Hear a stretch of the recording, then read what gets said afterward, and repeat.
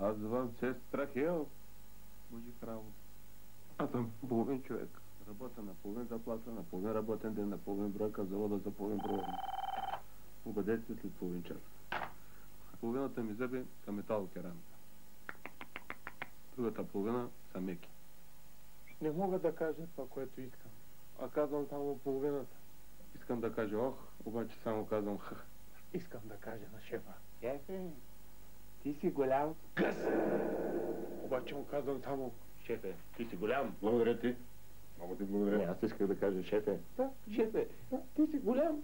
благодаря. Аз исках да кажа шефе. Какво? Ти си голям. Поп. Иска да ми кажа, че съм гъс. Аз съм пека съм. Аз исках да кажа шефе. Благодаря. Умеем ги нещата, владеем работите. Ей. Шау, бъде. Морам да му кажа, че е гъс. Той не му остава да му каже, че е гъс. Но сега ще му кажа. Гъс си голям, шефе.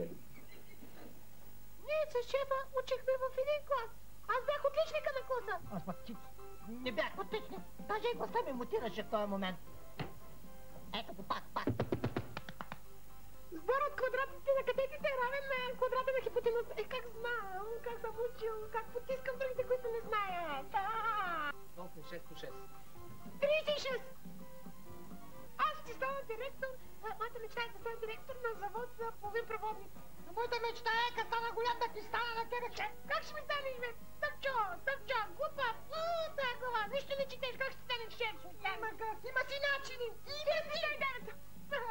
Пак не чува. Как сме, Страхиля? Сестра ти какво прави? Какво е положението в семейството?